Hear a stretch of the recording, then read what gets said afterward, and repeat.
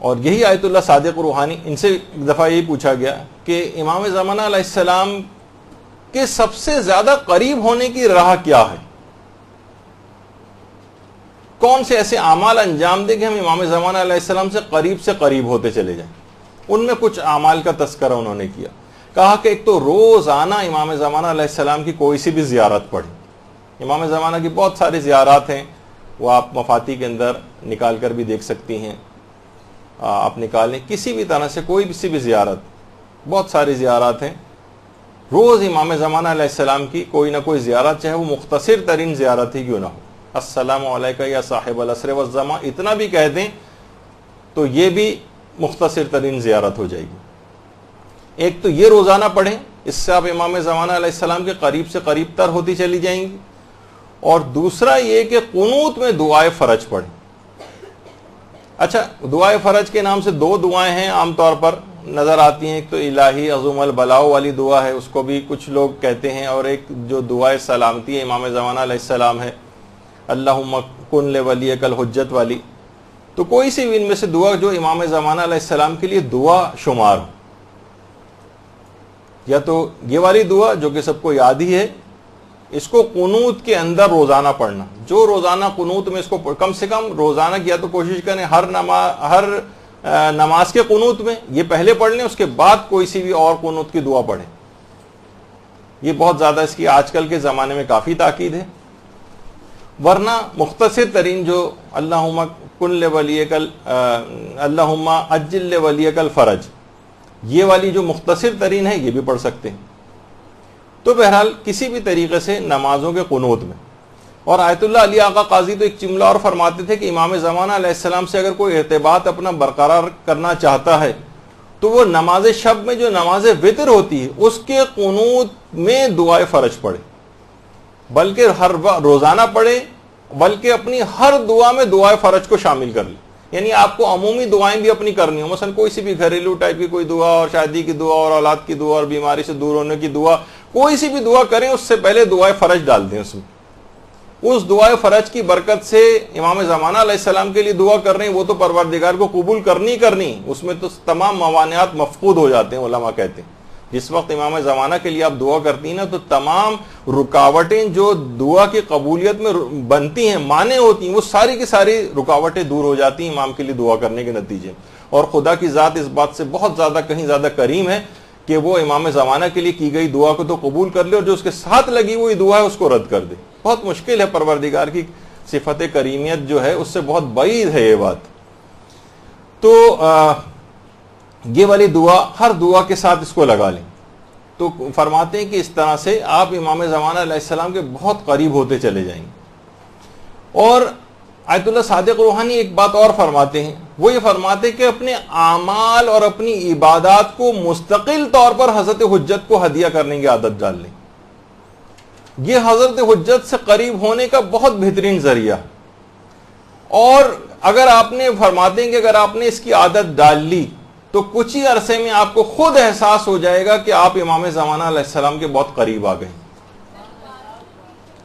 اپنے اعمال کو، جو بھی آپ اعمال انجام دیتی ہیں نیک اعمال، اب مثلا آپ نے نماز پڑھی، امام زمانہ کو ہدیہ کر دیا اس کا ثواب. آپ نے روزہ رکھا، چاہے واجب روزہ رکھا چاہے مستحب روزہ رکھا، امام زمانہ علیہ السلام کو ہدیہ کر دیا. اور نیت یہ رکھیں کہ مثلا یہ جو میں ہدیہ کر رہے ہوں گے امام زمانہ علیہ السلام، یا اس میں 4 معصومین کو بھی آپ ایڈ کر لیں، شہدائے کربلا کو بھی ایڈ کر لیں، اور کہیں کہ نیت دل میں یہ ہو کہ میں ان کو ثواب ہدیہ کر رہی ہوں، اور ان کو ہدیہ کرنے کا بھی جو ثواب ہے، یعنی جو ثواب ہدیہ ان کو کیا، اس میں ان کی بارگاہ سے جو ثواب اور فائدے مجھے ملیں گے وہ میں اس کو تمام کائنات کے شیعوں کے اوپر، اپنے مرحوم رشتہ داروں پر، سب کے اوپر میں اس کو تقسیم کرتی ہوں.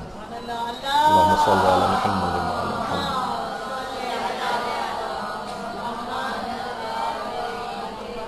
اور آیت اللہ صادق روحانی فرماتے ہیں کہ اس طرح کے تمام اعمال ان کو ہدیہ کرتے چلے جائیں، اور جو بھی آپ اعمال کریں، زیارات پڑھیں، زیارات کے لیے جائیں، کوئی بھی نیک کام آپ نے کیا، کوئی صدقہ دیا، سب کا ثواب امام زمانہ اور 4 معصومین کو ہدیہ کرتے چلے جائیں.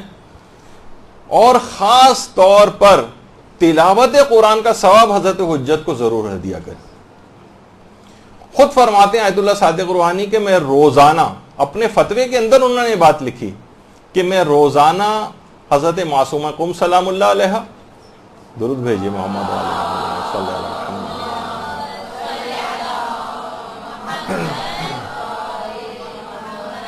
اور امام رضا علیہ الصلوۃ والسلام، اللہم صلی علی محمد وعلی محمد۔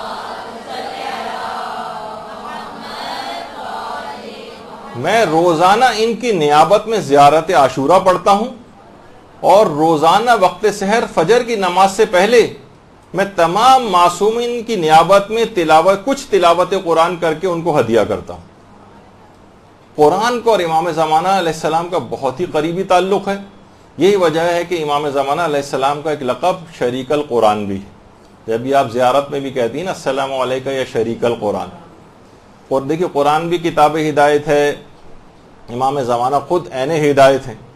قرآن ہر چیز کو آشکار کرنے والا ہے، اور امام زمانہ علیہ السلام بھی جب آئیں گے تو ہر چیز کو آشکار کر دیں گے۔ بہت ساری مماثلت امام زمانہ علیہ السلام اور قرآن مجید میں، تو تلاوت قرآن امام زمانہ علیہ السلام کو ہدیہ کریں۔ اور دیکھیے آپ خود سوچیں کہ ہم جب کسی کو ہدیہ کرتے ہیں نا، تو خود مثلا آپ اپنے کسی مرحوم رشتہ دار کو ہدیہ کریں، تو خود اس ہدیہ کرنے کے بعد بہت سے لوگ یہ سمجھتے ہیں کہ شاید ہمارا ثواب ختم ہو جاتا ہے ہدیہ کرنے سے اور اس کے پاس چلا جاتا ہے۔ آپ کا ثواب دگنا ہو جاتا ہے، بلکہ 10 گنا ہو جاتا ہے، بلکہ نہ جانے کتنے گنا ہو جاتا ہے دوسروں کو ہدیہ کرنے سے۔ تو علماء فرماتے سوچیے کہ جب آپ عام شخص کو جب ہدیہ کر رہے ہیں ثواب اس کے اجر و ثواب کی کوئی انتہا نہیں، تو امام زمانہ علیہ السلام کو اگر ہدیہ کریں اس کی تو کوئی تصور میں نہیں لا سکتا کہ کتنا اس کو جو ہے اس کا ثواب ملے گا۔ اور باقاعدہ مکیال المکارم میں بھی آیت اللہ تقی اصفہانی نے اس واقعے کو لکھا ہے، اور رسول کافی سے اس کو نقل کیا ہے کہ ایک شخص آیا امام کے پاس، امام موسیٰ کاظم علیہ الصلوۃ والسلام کی خدمت،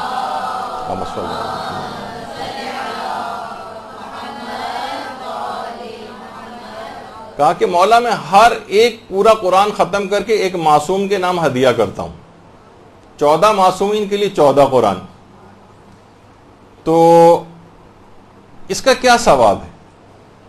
امام نے فرمایا تم قیامت میں ان ہستیوں کے ساتھ رہو گے۔ کہنے لگا مولا حیران رہ گیا اتنا زیادہ ثواب، اگر تصور میں لے کر آئیں کہ افضل ترین ہستیوں کے ساتھ کسی کو جنت میں رہائش نصیب ہو جائے، ہر وقت وہ ان کے پڑوس میں رہیں، کہا کہ مولا اتنا زیادہ ثواب؟ امام موسیٰ کاظم علیہ السلام نے روایت میں 3 مرتبہ فرمایا ہاں ہاں ہاں ان کے ساتھ تم جو ہے جنت میں رہو گے۔ تو جب یہ علماء فرماتے ہیں کہ روزانہ کی بنیاد پر تلاوت قرآن کچھ نہ کچھ جو بھی آپ سے ہو سکے، شعبان میں تو ویسے بھی بہت زیادہ تلاوت قرآن کی تاکید ہے، دستور العمل وغیرہ کے اندر علماء نے بتایا، بہت سے علماء تو 1 پارہ روزانہ کم سے کم صرف شعبان کے مہینے میں ہی ریکمینڈ کرتے ہیں کہ پڑھنا چاہیے، اور رمضان میں تو لوگ ماشاءاللہ سے ویسا قرآن ختم کرتے ہی ہیں۔ تو اس طرح سے امام زمانہ علیہ السلام کی خدمت، تو یہ بھی آیت اللہ صادق روحانی سے انہوں نے بلکہ اس بات کو ذکر کیا کہ دیکھیے اگرچہ دیدار امام زمانہ علیہ السلام ان کے چہرے کی زیارت بالا ترین افتخار ہے، اس میں کوئی شبہ نہیں، لیکن فرماتے اس سے آگے کی بھی کچھ منزلوں کی طرف مومنین کو جانا چاہیے۔ مثلا امام کی رضایت حاصل کرنے کی کوشش کرنا، مثلا امام علیہ السلام کی دعائیں لینے کی کوشش کرنا، ایسے اعمال انجام دے کہ امام آپ کو دعا دیں، امام زمانہ علیہ السلام کی الطاف اور عنایات کو حاصل کرنے کی کوشش کرنا، اس کی فکر کرنی چاہیے۔ اور فرماتے ہیں اس کے لیے لازمی شرط ہے کہ انسان اپنے نفس کو پاکیزہ بنائے، اخلاق حسنہ سے اپنے آپ کو آراستہ کرے، اس کے بغیر اس راہ کو حاصل کرنا بہت مشکل ہے۔